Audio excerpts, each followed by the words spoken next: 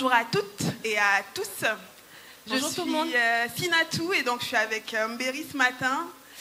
Je travaille à RFI depuis 5 ans maintenant et avec Mbéry, on a un gros challenge. On s'est vachement questionné.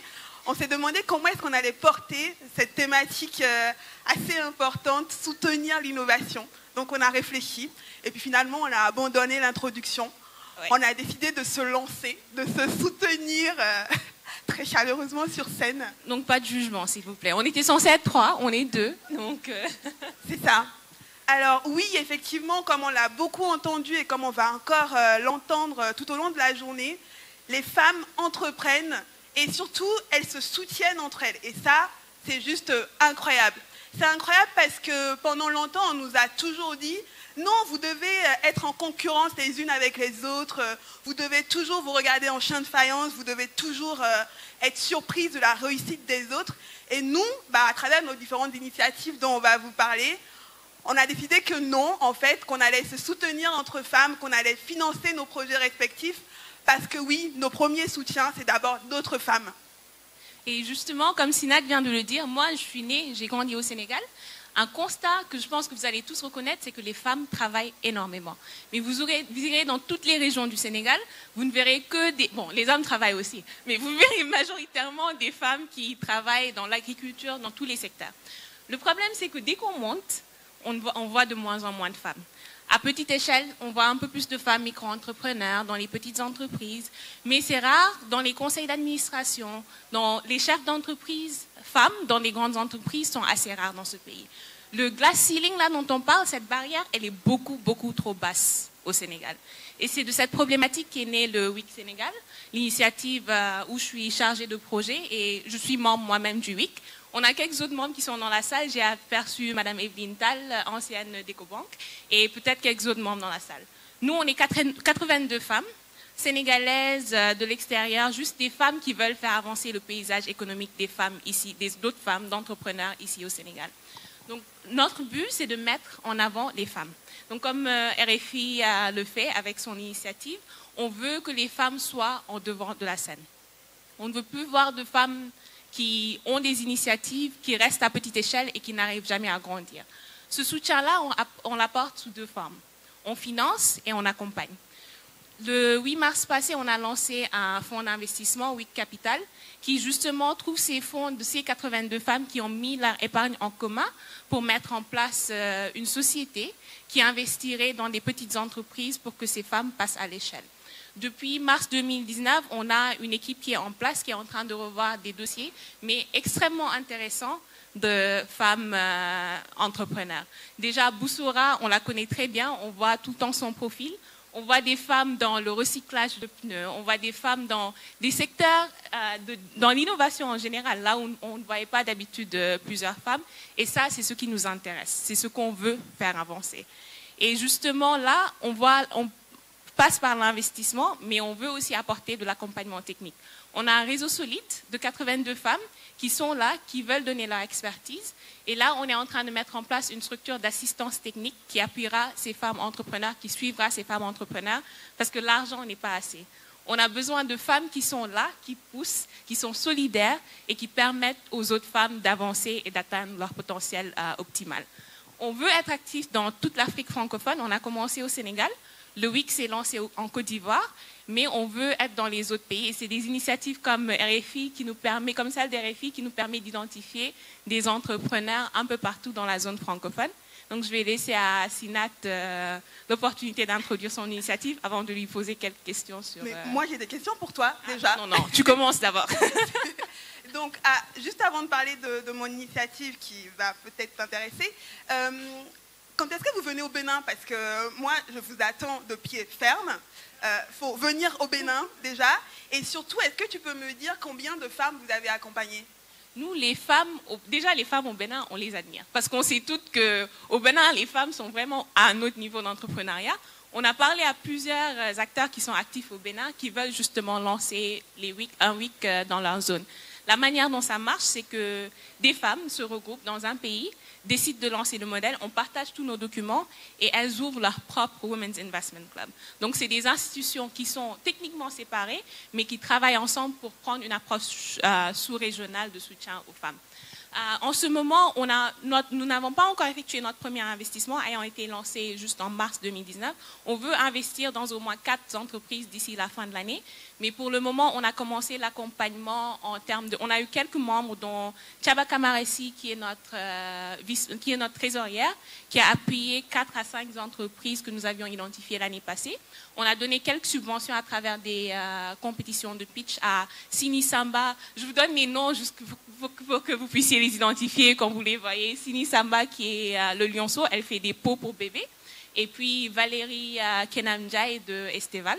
Donc on donne quelques subventions ici et là-bas, mais là, on veut vraiment commencer à investir et avoir un impact. C'est hyper enthousiasmant et j'aurai le plaisir, si tu me le permets, bien sûr, de toutes les rencontrer et de les interviewer donc, pour RFI. Merci beaucoup, vous pouvez applaudir. On m'applaudit maintenant. Hein. Oui. Alors oui, effectivement, donc vous l'avez compris, je suis béninoise et je travaille à RFI donc, depuis 5 ans à peu près.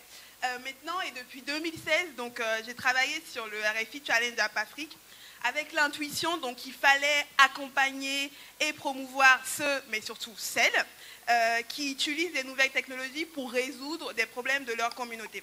En fait, chaque année, nous leur proposons donc sur des thèmes qui pour nous représentent un enjeu de développement, comme la santé, l'éducation des filles, le développement durable, de plancher et de nous surprendre à travers des solutions. Et en fait, on n'est jamais déçu parce que les solutions, elles viennent du terrain. Par exemple, je vous parle de la 2e édition donc, qui portait sur l'éducation des filles.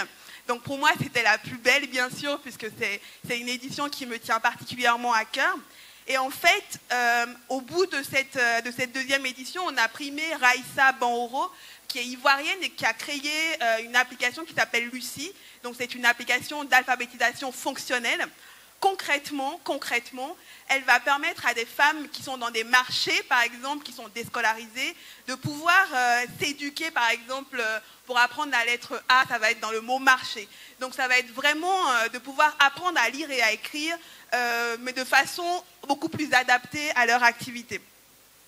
Donc pour les femmes qui représentent quand même la grande partie de la population, pour nous c'était vachement important ce concours. Ce qu'on a vraiment remarqué et qui m'a particulièrement touchée pour ce concours, c'est que tous les finalistes, donc en fait on avait 10 finalistes, étaient toutes, il y avait 50% de femmes, et les 3 finalistes donc, qui sont venus à Abidjan pour la grande finale, parce que la particularité de notre concours, c'est qu'on se délocalise pour la finale, les 3 étaient donc toutes des femmes qui ont adressé des problèmes très concrets. On a eu par exemple une Sénégalaise d'ailleurs, qui a travaillé sur une application autour des règles, parce que encore aujourd'hui, malheureusement, beaucoup de femmes ne vont pas à l'école lorsqu'elles ont leurs règles.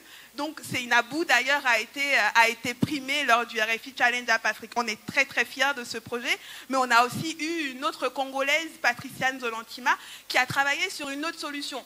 Tout ça pour dire qu'en fait, sur des solutions, des problèmes qui les concernent, les femmes, elles sont capables de s'engager et de développer des solutions qui sont quand même assez techniques.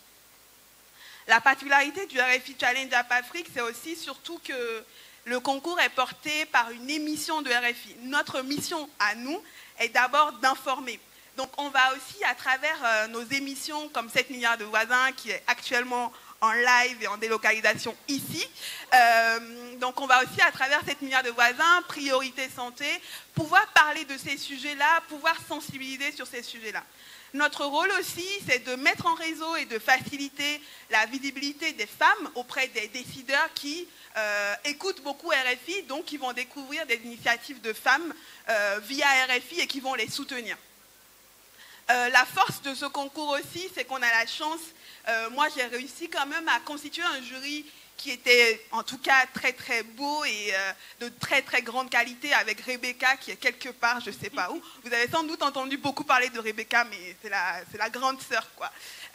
Mais voilà, donc on a la chance de la voir parce qu'elle nous permet aussi de déceler ces startups pertinentes, mais qui ne vont pas être les pros des concours, parce que malheureusement, il y a des startups dont c'est le job de participer à des concours et elles ont moins le temps de travailler sur des sujets.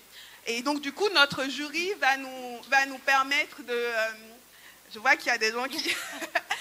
J'espère que vous n'êtes pas pro des concours quand même.